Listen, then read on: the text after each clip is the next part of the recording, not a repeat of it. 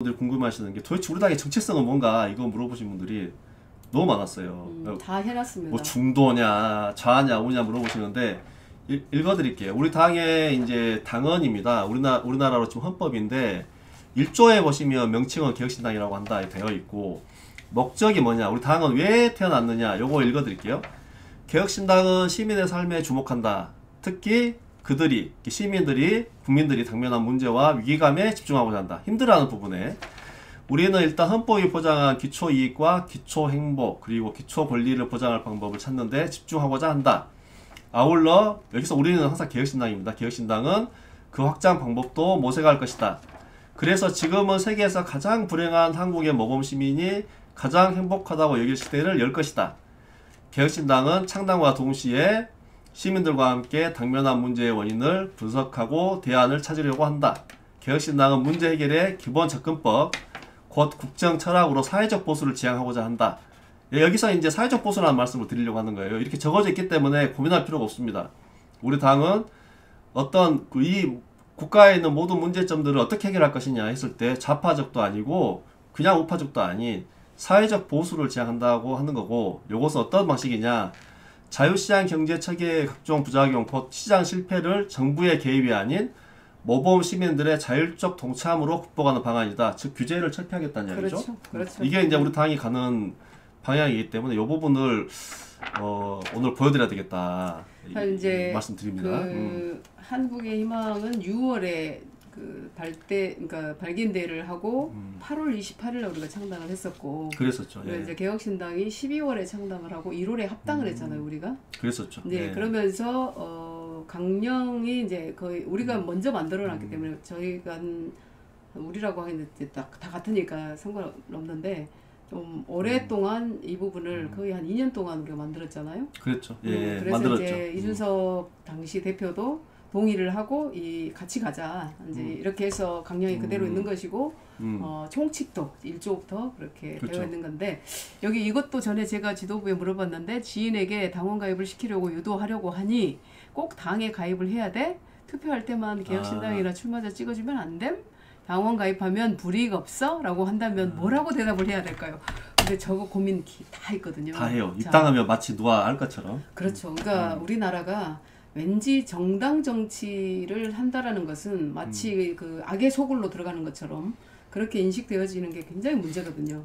근데 생각을 해보세요. 우리가 중국의 공산당을 예로 들어서 들기가 좀 그렇지만 그 당원이라는 그 자부심이 엄청나게 큰 거예요. 그리고 그러니까, 그 예. 당원은 만약에 개혁신당의 당원이면 우리나라 내에서, 그러니까 대한민국 안에서 저 사람이 신뢰를 받게 해야 되거든요.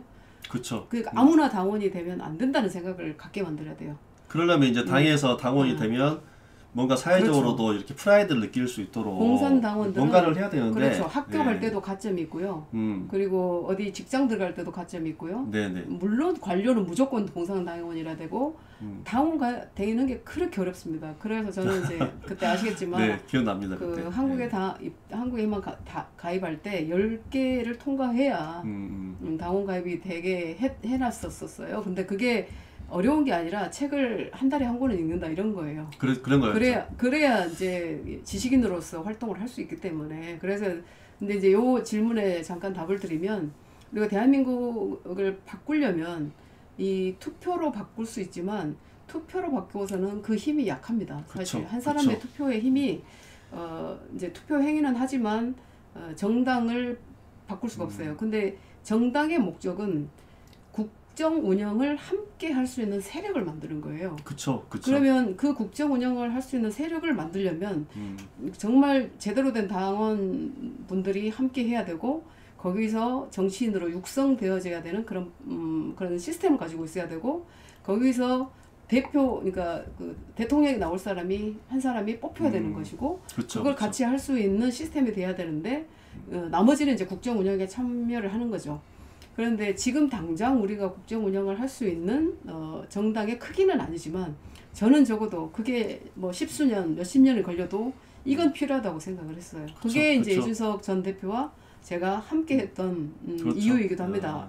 지금의 그 70년 동안 내려오는 이승만, 김구조 선생의 전쟁이라고 보시면 돼요. 이념 갈등, 근데 그것을 이제는 이제 끝을 내자 우리가 정말 그쵸. 오늘보다 나은 내일을 만들고 그리고 정말 우리가 희망이 되자 이렇게 해서 합당이 되었던 그 철학과 비전 가치가 있습니다. 그렇죠. 예. 근데 이제 가입 불이익 없어 그러면 우리 당원은 아무나 안 돼 이렇게 얘기를 해줘야 돼요.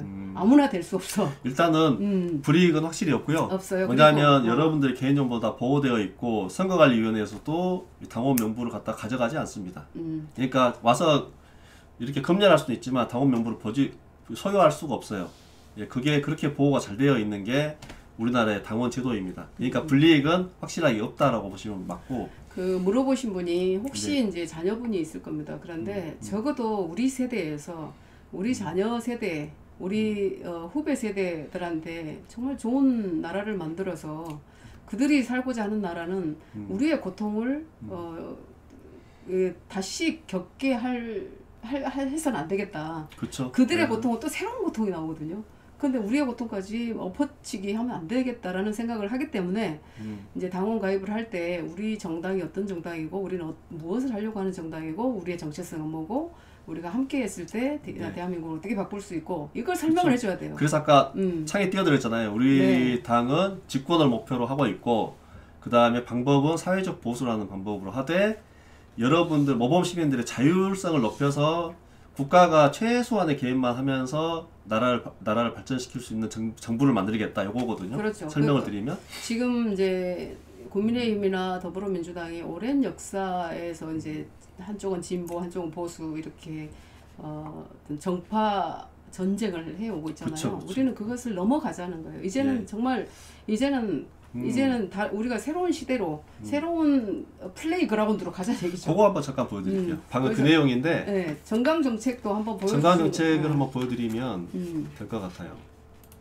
정강 정책 굉장히 힘들게 준비를 우리가 이게 이제 해왔었고, 개혁신당의 정강 정책입니다. 이거 그 로고도 좀 바꿔야 될 것 같아요. 아이고 저건 다음에 이제 제가 말씀드리고 옛날 거 제가 가져온 거가지고 1월 30일자에서 네, 1월 30일자 로고입니다. 네.